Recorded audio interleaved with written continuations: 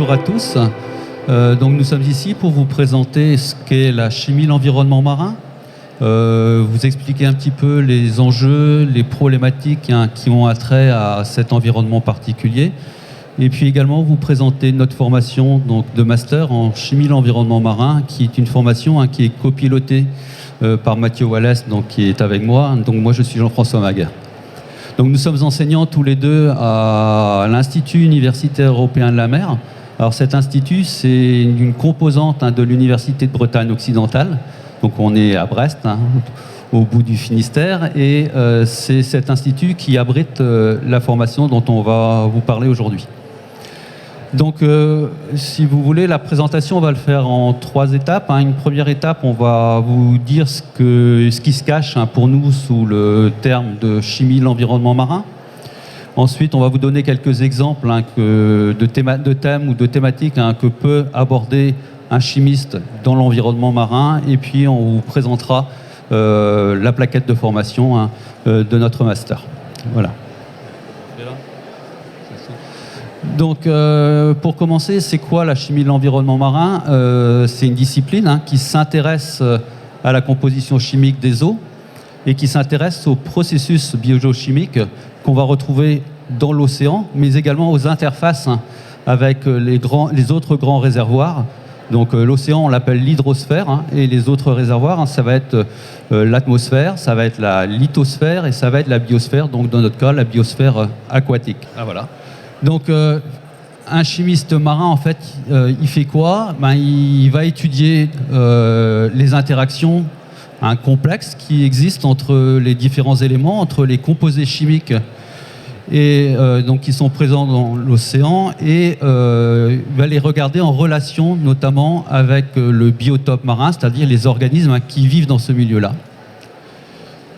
Il va également s'intéresser à l'origine, donc les sources, d'où viennent ces composés, comment ils sont transportés et comment ils sont susceptibles de se transformer au sein de l'océan, ou au niveau du continuum terre-mer, par exemple, lorsqu'ils viennent de la lithosphère. Et on va regarder également leurs impacts sur les écosystèmes marins et sur le climat. Donc, on va vous présenter quelques petits exemples de thématiques qu'on aborde, qu'un chimiste marin est à même d'aborder. Et donc, l'une de ces problématiques concerne notamment ce qu'on appelle, nous, les cycles biogéochimiques, et notamment le cycle du carbone, avec une question qui est sous-jacente, qui est l'idée de savoir, d'essayer de déterminer la capacité qu'a l'océan à absorber le dioxyde de carbone. Donc c'est quelque chose, c'est une thématique forte actuelle. Et le chimiste marin, il va essayer d'y répondre. Et y répondre comment? En étudiant ce qu'on appelle le rôle de la pompe biologique du carbone dans l'océan. Donc vous avez une petite figure là qui résume un petit peu les choses. L'idée est assez simple. Vous avez du CO2 donc atmosphérique. Ce CO2 va pénétrer dans l'océan et il va être absorbé par les organismes photosynthétiques. Donc ce sont des microalgues, du phytoplancton. Et qu'est-ce que va faire ce phytoplancton? Tout simplement, il va convertir le carbone inorganique dissous, donc sous la forme de CO2, sous la forme de carbone organique particulaire. Donc vous allez avoir un déficit de dioxyde de carbone dans la couche de surface des océans. Et donc, vous allez créer ce qu'on appelle un gradient de concentration qui va permettre à du CO2 de pénétrer de nouveau. Donc, c'est ça qu'on appelle la pompe biologique. Ensuite, qu'est-ce que va devenir cette matière organique qui a été produite? Donc, ce carbone organique particulaire, il va être transféré en profondeur. Il va être dégradé, il va être minéralisé. Et pour une petite fraction de cette matière organique, on va la retrouver au niveau de la lithosphère, c'est-à-dire au niveau des sédiments. Donc, l'enjeu finalement du chimiste marin, c'est quoi? C'est d'être en mesure finalement de déterminer tous les processus qui existent lors de ce transfert et d'essayer d'estimer les flux. Donc c'est quelque chose qui est abordé évidemment au niveau de notre formation. Là vous avez une petite photo, c'est Alexandra Aymar, donc c'est une ancienne étudiante de chez nous que vous pouvez retrouver sur le stand d'aujourd'hui. Et cette personne, elle est ingénieure donc, en chimie et biogéochimie marine, et elle travaille à l'océan sur ce cycle du carbone. Alors un autre exemple qui suit un petit peu et qui est un petit peu dans le même thème, c'est l'acidification des océans. Donc l'acidification des océans, ça se traduit comment? Donc vous avez une courbe rouge qui est présentée ici sur cette diapo et qui vous montre en fait l'augmentation de la pression de CO2 dans l'atmosphère, qui est passée, si on rentre un petit peu plus technique, avec des valeurs au-dessus un petit peu de 300 ppmv, partie par million en termes de volume, et on est aujourd'hui un petit peu plus que 430 ppmv. Donc on a eu une forte augmentation de cette pression de CO2 dans l'atmosphère depuis les années 1950. Ça se traduit par quoi? Ça se traduit dans l'océan par une diminution du pH, c'est-à-dire une acidification des océans. Et cette acidification des océans, elle va avoir des effets, et des effets notamment sur l'équilibre qu'on appelle du système du carbonate, c'est-à-dire du système composé du dioxyde de carbone, le CO2, de l'hydrogénocarbonate, les ions HCO3-, et des carbonates, les ions CO3-2-. Et qu'est-ce que ça va se traduire comment? Ça va se traduire par une augmentation du CO2 et des ions HCO3-, mais une diminution des ions CO3-2-. Et cette diminution peut avoir des effets néfastes sur les organismes qu'on appelle les organismes calcifiants, c'est-à-dire des organismes qui fabriquent du squelette en carbonate de calcium. On peut penser par exemple aux coraux, mais il n'y a pas que les coraux. Il y a des organismes qu'on appelle dans l'océan des coccolithophoridés qui vont jouer un rôle majeur dans la régulation du climat. On peut penser également, donc nous on est bretons, on vient du Finistère, il y a le merle qu'on va retrouver qui tapisse les fonds de la rade de Brest par exemple, c'est une petite algue calcaire rouge qui donc a besoin de ce squelette de calcaire pour exister. On peut penser également aux bivalves comme les moules et les huîtres. Donc il y a un tas de problématiques qui sont liées à ce problème d'acidification des océans et qu'on aborde également au sein de la formation. Alors là encore, on vous présente un petit exemple, c'est Clément Tanvet. Donc c'est un ancien étudiant de chez nous qui a fait sa thèse donc en partenariat avec la Nouvelle-Calédonie et l'Institut universitaire européen de la mer et qui a travaillé en fait sur la résilience des coraux de Bouraké. Alors peut-être que vous avez déjà vu des émissions là-dessus. Ce sont des coraux qui vivent dans des milieux qui sont plus acidifiés que ce qu'on a habituellement. Et donc en fait c'est un exemple réel de comment un corail pourrait peut-être résister et perdurer, s'adapter dans un milieu plus acidifié. Donc il y a d'autres exemples, je vais laisser la parole à mon collègue pour les montrer. Merci Jean-François. Alors un autre sujet qui peut être abordé, et donc un sujet qui va être abordé plutôt sous l'aspect géochimie, c'est-à-dire par l'étude des sédiments marins. Et donc quand on récupère des sédiments marins, on peut analyser tout un tas de molécules, de composés chimiques dans ce sédiment qui s'est accumulé depuis l'existence de l'océan. Et donc ces molécules vont nous permettre de retracer certaines conditions qu'il y avait au cours de l'histoire de la Terre. Et donc par exemple sur cette image ici, en haut à droite, on voit que certains composés peuvent être analysés, par exemple des alkénones, c'est voilà, des molécules organiques dans les sédiments, ou bien par exemple différents isotopes du bore. Et donc ces molécules, ces traceurs, ils ont évolué au cours du temps, et en fait ils ont évolué parce que la quantité de CO2 dans l'atmosphère était différente, la température de l'atmosphère était différente. Et donc, si on regarde ici en termes de millions d'années avant l'époque actuelle, donc l'époque actuelle est ici, et donc si on remonte dans le temps, on se retrouve à une époque où les concentrations de CO2 dans l'atmosphère étaient de plusieurs centaines de ppmv, donc ce qui nous attend d'ici 2100, et on voit ici avec le gradient de couleur bleu et rouge, voilà, l'évolution des températures qu'il y a pu avoir au cours du temps et les différences de température par rapport à l'époque présente. Et donc on voit ici jusqu'à des températures qui peuvent atteindre plus 10 degrés par rapport à l'ère pré-industrielle. Et donc cette figure, elle a été extraite d'un travail d'un ancien étudiant qui est passé par notre formation, Maxence Guillermic, et qui travaille sur ce sujet-là. Il est chercheur à l'université de Los Angeles en Californie. Donc, une autre problématique qui peut être abordée au cours dans la formation de master, donc au travers des cours qui sont dispensés, au travers des stages qui sont proposés, ou également des thèses qu'il peut y avoir à la suite du master, ce sont ces thématiques sur les sources hydrothermales profondes. Donc, au milieu des océans, là où la nouvelle croûte océanique se forme, il y a beaucoup d'activités volcaniques sous-marines avec de l'eau de mer qui pénètre en profondeur, qui se rapproche du magma, qui va se réchauffer, s'enrichir en différents éléments chimiques et donc ressortir sous forme de ce qu'on appelle de fluides hydrothermaux très chauds qui vont se mélanger à l'eau de mer. Et donc ça va provoquer des réactions très importantes qui vont piéger certains minéraux d'intérêt, des métaux précieux. Et donc c'est très important d'étudier ces réactions-là. Et vous savez sûrement qu'il y a des activités minières qui sont envisagées pour aller récupérer ces métaux précieux au fond. Et donc c'est très important aussi de comprendre cette ressource et l'impact qu'il pourrait y avoir si des activités minières commençaient à être vraiment développées dans ces zones-là. Donc voilà 2 exemples de personnes qui sont passées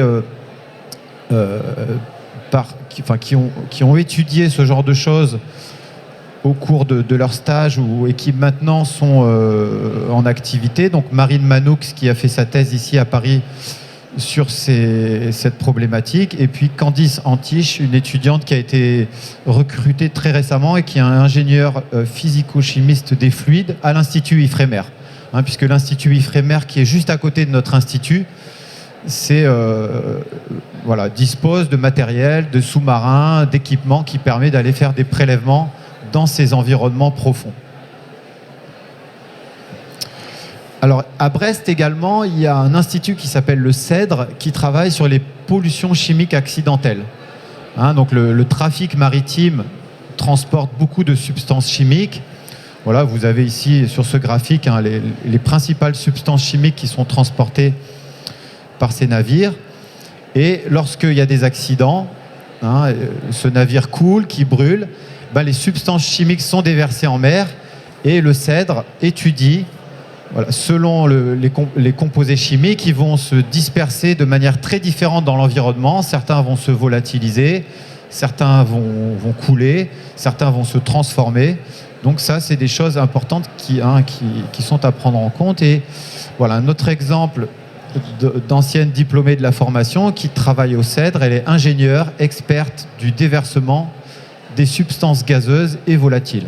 Donc son nom, c'est Laura Cotte. Je regarde un petit peu le temps qu'on a pour cette conférence. C'est un quart d'heure, on a fait, ça va, ouais. Donc, un autre enjeu que vous connaissez sûrement, c'est le devenir du plastique dans l'océan. On parle souvent des microplastiques. On oublie parfois de préciser que ce plastique, quand il se dégrade, ici vous avez un schéma, on ne va pas détailler, mais qui représente en gros le devenir du plastique en fonction de sa taille. Donc quand vous avez des déchets plastiques ici en haut à droite, lorsque ces plastiques se retrouvent dans l'océan, sous l'action de la lumière, sous l'action du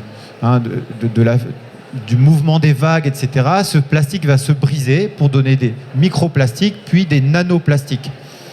Et en fait, ce plastique, ce qui est très important, c'est que il va pouvoir absorber certains composés chimiques, certains polluants.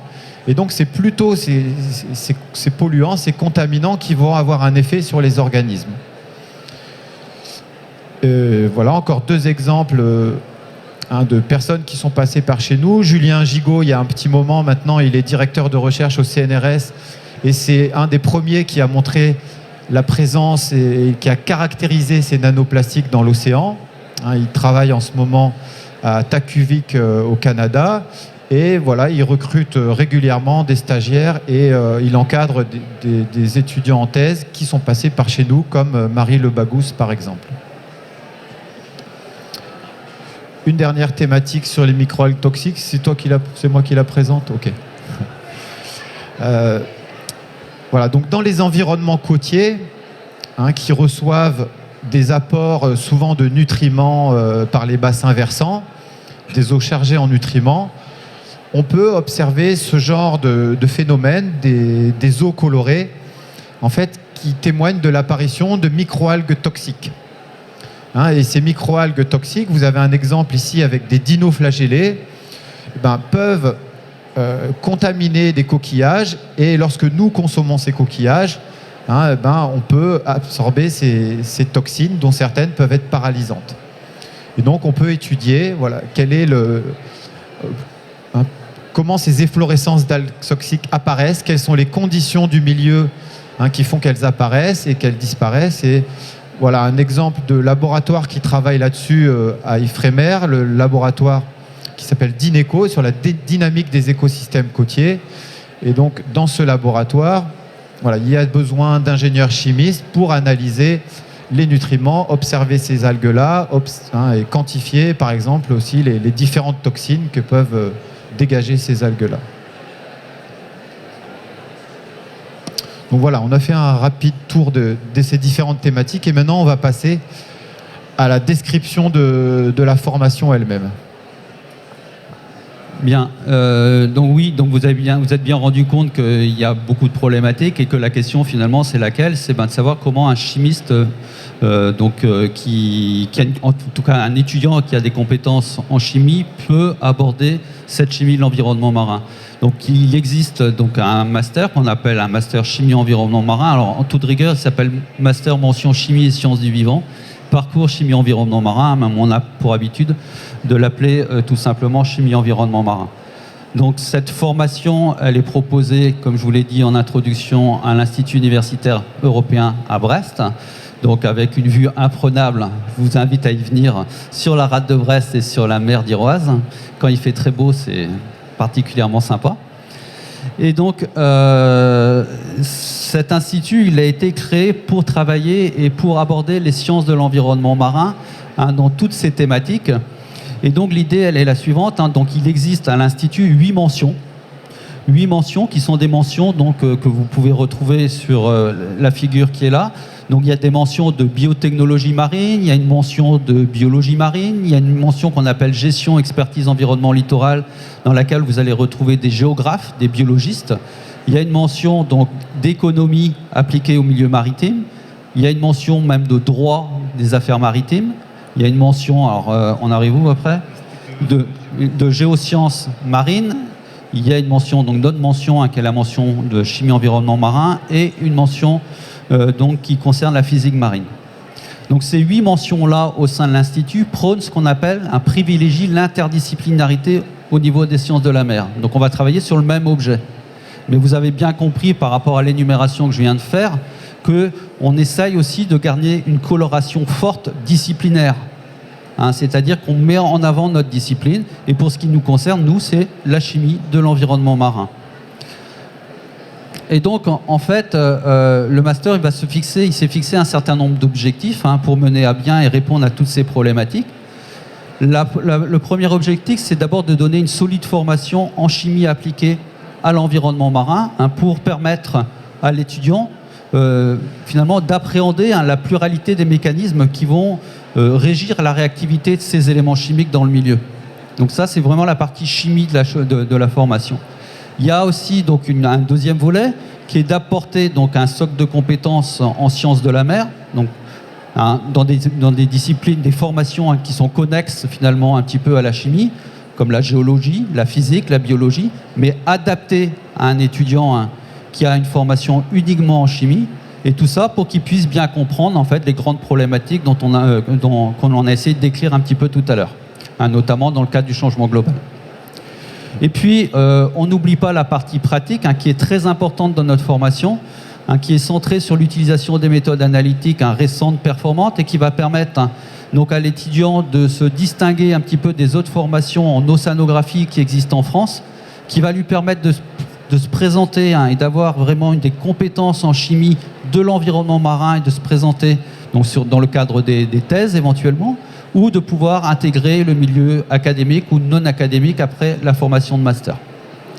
Et puis, un dernier volet, qui est un petit peu le cas de tout ce qui est fait en termes de master dans les autres masters également. On essaye de développer le sens de la communication, le sens de l'écriture, Et on insiste également sur ce qu'on appelle la gestion de projet avec une UE spécifique d'ingénierie de projet qu'on propose au sein du S9, qui va permettre à l'étudiant en fait de se confronter finalement à quelque chose qui n'est pas forcément simple, mais qu'on retrouve tous les jours dans notre travail.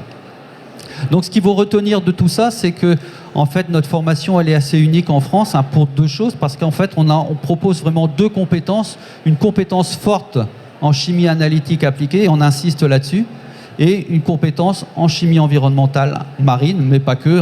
Un étudiant qui est formé chez nous peut très bien aller travailler, bien entendu, sur les rivières ou sur les lacs, il n'y a aucun problème là-dessus. Donc pour répondre à tout ça, j'espère qu'on est dans les temps, le master il va s'appuyer sur un pôle de compétences pluridisciplinaires à Brest et dans sa région qui est assez conséquent. Simplement pour vous donner une idée, il y a 1700 chercheurs actuellement qui travaillent à Brest en sciences marines et il y a près de 45 000 emplois dédiés au milieu maritime. Donc pourquoi on vous dit ça? Simplement parce que ça nous permet d'avoir un tissu socio-économique qui est assez conséquent, de permettre en fait d'intégrer assez facilement des professionnels dans la formation, et puis également de permettre aux étudiants une recherche plus facile de stage, notamment au niveau du M1, où les étudiants, pour la majeure partie, essayent de trouver, pour des raisons plutôt pratiques, un stage à proximité de l'Institut. On y reviendra un petit peu tout à l'heure. Alors, autre chose qui est importante au sein de notre formation, l'Institut il fait partie de ce qu'on appelle une école universitaire de recherche, donc qu'on appelle ISBLU. On ne va pas revenir dans les détails là-dessus. C'est quelque chose qui est financé par l'État dans le cadre du programme d'investissement d'avenir. Mais en termes de formation, c'est quand même important, puisque ça nous permet, à nous, de proposer aux étudiants des écoles d'été, des ateliers, des UE transverses qui vont être financés par cette école universitaire de recherche. Et puis, une chose qui intéresse beaucoup les étudiants, ça leur permet aussi d'avoir des financements pour pouvoir partir à l'étranger dans le cadre de leur stage de M1, de M2. Et ça nous permet également en fait, d'avoir un nombre de thèses plus conséquentes que celles qui sont proposées par le ministère à travers les bourses de thèses d'État. Dernière chose peut-être, on a parlé un petit peu de recherche, on a parlé de formation. L'Institut, c'est aussi un observatoire des sciences de l'univers. Donc en fait, on a une station d'observation au sein de l'Institut, qui est une station donc, marine de l'Institut national des sciences de l'univers, qu'on appelle l'INSU. Et donc, à ce titre, l'IUM, il va avoir pour vocation de suivre l'évolution à long terme des écosystèmes, notamment dans le cadre des forçages anthropiques et du climat. Et donc, nous, on va s'appuyer sur la formation, sur cet observatoire, pour proposer une UE spécifique qu'on appelle observatoire et série temporelle, et pour confronter l'étudiant à cette problématique et comment on va être capable dans l'avenir de prédire l'impact de ces apports anthropiques, l'impact du climat sur l'évolution des écosystèmes. Rapidement peut-être, mais bon, je pense que c'est des choses qu'on retrouve aussi dans d'autres universités. On a une plateforme analytique de tout premier plan à l'Institut, mais pas seulement à l'Institut, parce qu'on profite également de la proximité de l'IFREMER pour permettre aux étudiants donc, de travailler, de faire des travaux pratiques en quelque sorte par petits groupes, donc dans les laboratoires de recherche et encadrés par des ingénieurs, pilotés par des ingénieurs des plateformes. Donc vraiment quelque chose qui est très très pratique. Et puis évidemment, on a un institut marin, donc on a des navires de station. Et donc ces navires de station, on en fait profiter les étudiants. On a des travaux de terrain qui se font tout au long de l'année, donc par petits groupes, et qui permet en fait aux étudiants de travailler dans des conditions réelles, de leur montrer un petit peu comment on prélève les échantillons, comment on utilise des capteurs, comment on calibre un capteur, à quoi ça sert. Voilà en gros un petit peu ce qu'on peut en dire. Alors, je vais laisser Mathieu parler des échanges que l'on a avec une université étrangère particulière, qui est l'université d'Utrecht aux Pays-Bas. Merci Jean-François. Alors ouais, cette UE, on voulait un petit peu en parler un peu plus parce que c'est un moment très important pour nos étudiants. Ils attendent ça chaque année avec impatience. Ça a lieu en général au mois de juin. Je vais vous montrer un petit calendrier. Et c'est surtout un moment qui permet à nos étudiants de travailler vraiment et de manière, on va voir, mixée avec des étudiants qui viennent des Pays-Bas et qui ont une formation un petit peu différente. Donc cette UE, en général, voilà, on a une douzaine d'étudiants de notre formation qui vont participer, par exemple, cette année. C'est une UE optionnelle qu'on propose à la fin du M1 au mois de juin. Et donc cette dizaine d'étudiants chaque année, voilà, va aller rencontrer des étudiants aux Pays-Bas dans un premier temps. Et ensuite, on revient dans notre institut et on va travailler pendant 2 semaines de façon intensive sur le terrain, aller collecter beaucoup d'échantillons. Les étudiants vont travailler de manière assez autonome. Ces échantillons vont être ramenés au laboratoire pour être analysés et de manière à témoigner du fonctionnement des différents écosystèmes de ce qu'on appelle le continuum terre-mer. Donc le continuum terre-mer, ça veut dire que près de l'océan, il y a des rivières, il y a des lacs dans lesquels vont se dérouler certains processus qui vont conditionner la qualité des eaux qui va se déverser dans l'océan. Et donc, on étudie les différents compartiments de cette partie continentale jusqu'au milieu marin, en passant par les estuaires, les sédiments des estuaires, pour mieux comprendre cette dynamique et les réactions qui s'y produisent. Donc voilà, les objectifs de cette UE sont multiples. D'un point de vue pédagogique, c'est d'encourager les interactions entre étudiants de nationalités différentes, qui viennent de disciplines un petit peu différentes, de les mélanger par petits groupes. Voilà, ça permet de travailler de façon détendue, disons, de pratiquer la langue sans être dans des situations de stress. Et donc, ça permet également à nos étudiants d'apprendre à être autonomes dans la conduite d'un projet de recherche, d'élaborer une stratégie de prélèvement, puisqu'on leur donne une certaine autonomie également là-dedans. Voilà, donc il y a quelques exemples de questions scientifiques qui sont posées. Je ne vais pas rentrer dans les détails ici, mais voilà, ça concerne généralement dans cette école d'été les flux de nutriments vers la zone côtière et leur transformation et les impacts que peuvent avoir ces nutriments sur le fonctionnement des écosystèmes côtiers. Voilà, donc je dis tout à l'heure, ça se passait à la fin du Master 1, donc qui est découpé en 2 semestres.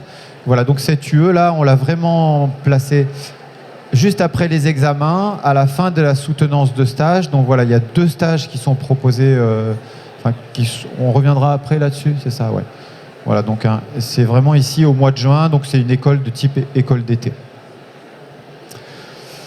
Ouais, ça j'en ai parlé un petit peu aussi. Ça a lieu pendant 3 semaines. Donc une mobilité aux Pays-Bas. On va chaque année pendant 1 semaine aux Pays-Bas rencontrer les étudiants, faire des travaux de groupe de bibliographie, de préparation des différents sujets sur lesquels on va travailler.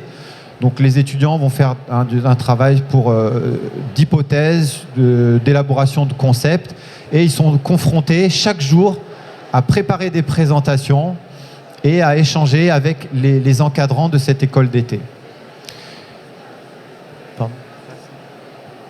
Ouais, je ne vais pas détailler, sinon ça va prendre un peu de temps. Et puis voilà, quelques photos qui illustrent cette rencontre avec, voilà, on voit des moments de travail intense, de préparation de matériel par exemple en haut à gauche, et puis des moments de détente en bas à droite qui favorisent les liens entre les étudiants.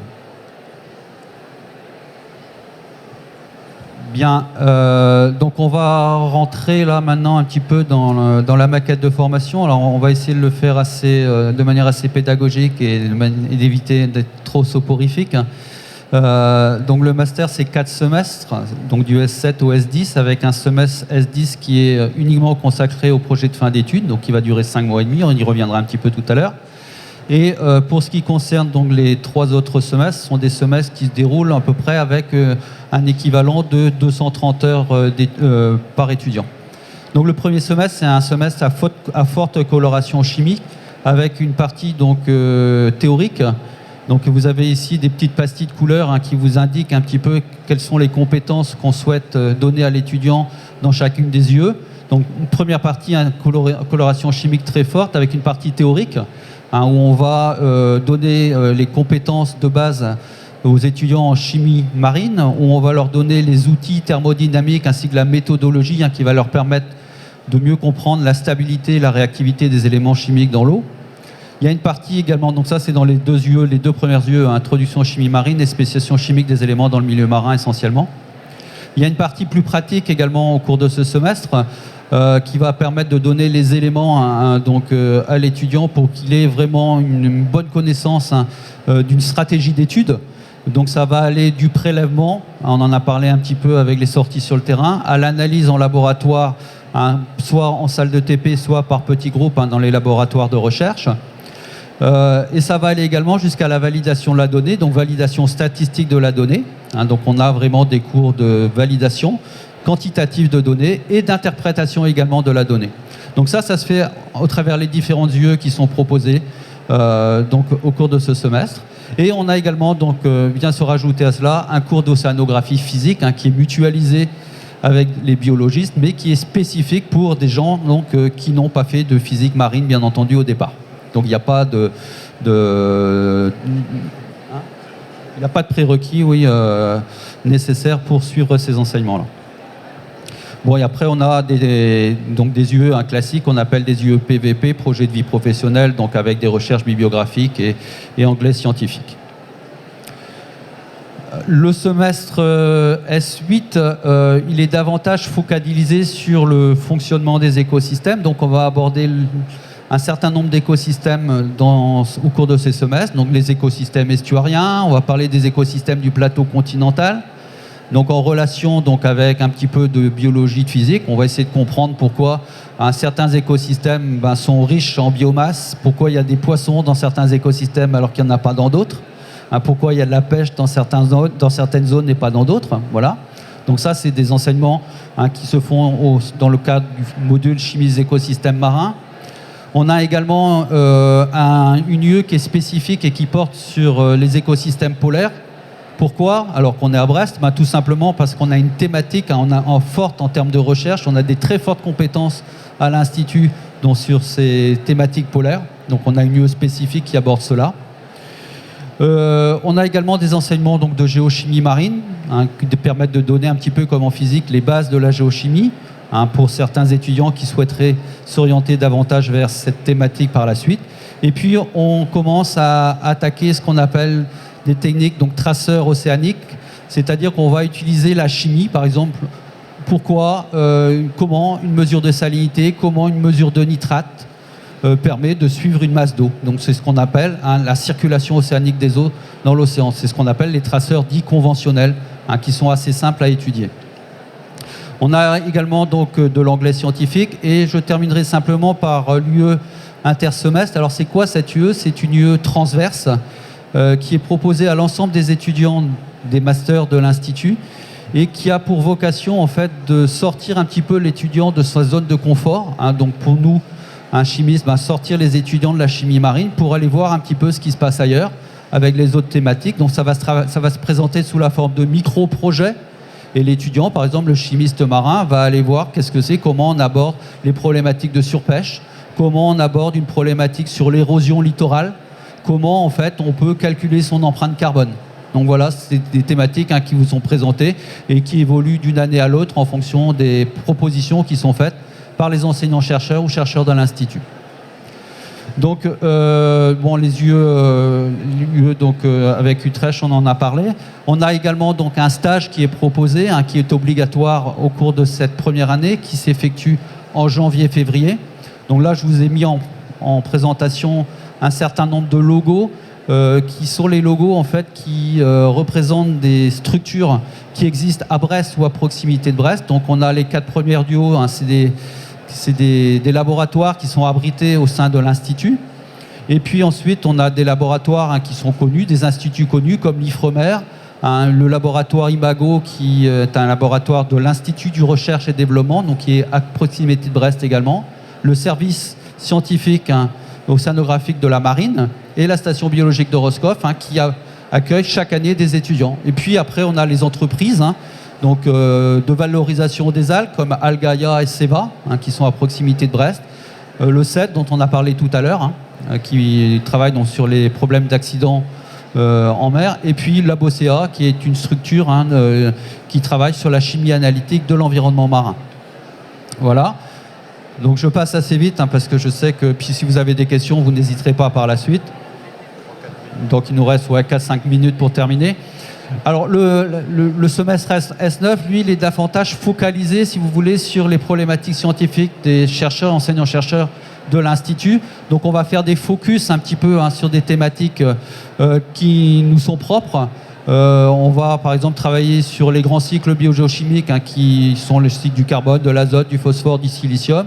On va intégrer une grande partie de modélisation là-dedans.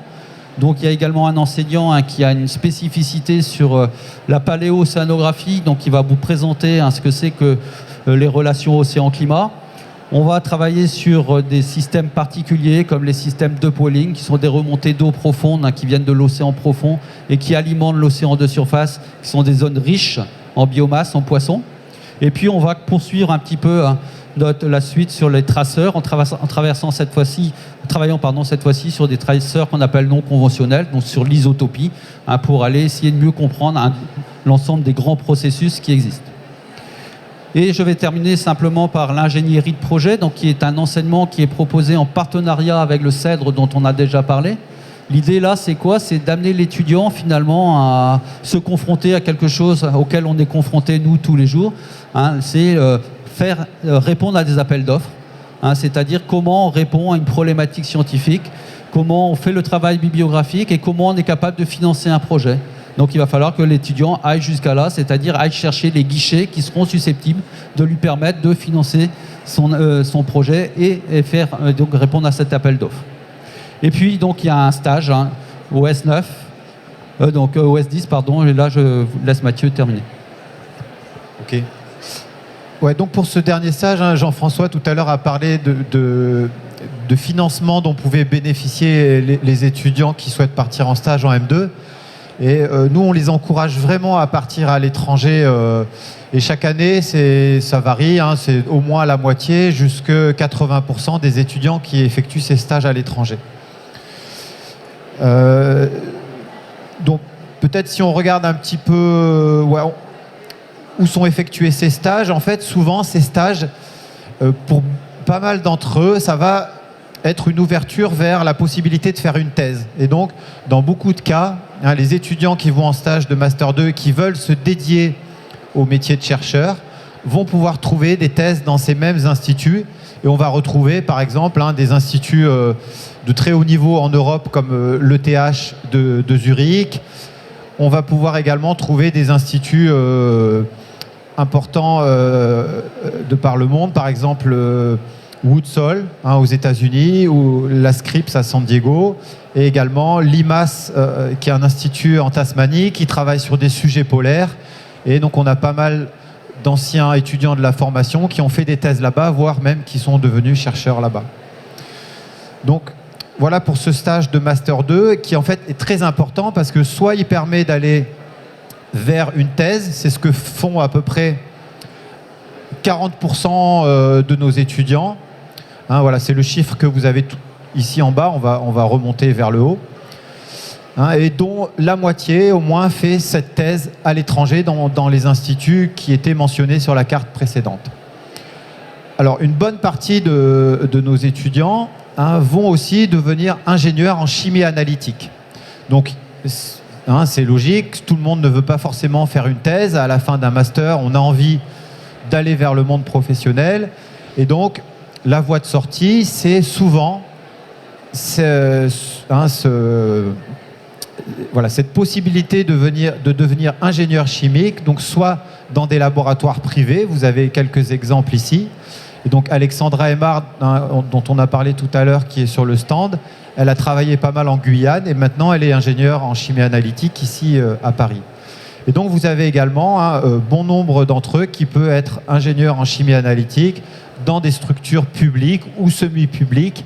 Donc dans les structures publiques, ça va souvent être dans des laboratoires de recherche pour venir en soutien de la recherche qui est faite par les chercheurs, les enseignants-chercheurs de ces universités, de ces instituts.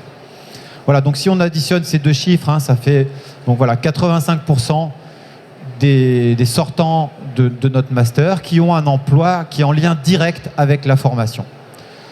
Et donc voilà, bon, tout le monde ne se dédie pas forcément à ça, et si on fait un bilan à peu près à 18 mois après la formation. Voilà, non, c'est 1 an ici, ouais, 1 an ici, voilà, donc voilà, la très grande majorité a quand même un emploi après le master. Bien, simplement pour terminer, donc en fait c'est une formation qui recrute chaque année une vingtaine d'étudiants, donc entre 15 et 20 étudiants. Donc pour ceux qui sont intéressés, en fait, donc il faut déposer sur la plateforme Mon Master donc votre CV, votre lettre de motivation indiquant clairement en fait votre projet professionnel. Et nous donc on va faire le tri un petit peu dans tout ça et on revient souvent vers les étudiants au travers d'un entretien pour un petit peu avoir plus d'informations sur ce qu'ils souhaitent faire. Et non pas, c'est pas un entretien qui est punitif, bien au contraire, c'est un entretien où on essaye de voir si l'étudiant il s'insère bien dans ce qu'il veut faire et si c'est véritablement la bonne formation qu'il est en train de choisir. Donc voilà, si vous voulez nous trouver, c'est pas très compliqué, vous tapez chimie environnement marin sur internet, vous arrivez directement sur la formation. Donc, merci de votre attention. Peut-être que vous avez des questions auxquelles on peut répondre immédiatement. Si ce n'est pas le cas, donc on a un stand F16. Donc, si vous êtes intéressé, on pourra éventuellement répondre individuellement à chacun d'entre vous. Je vous remercie.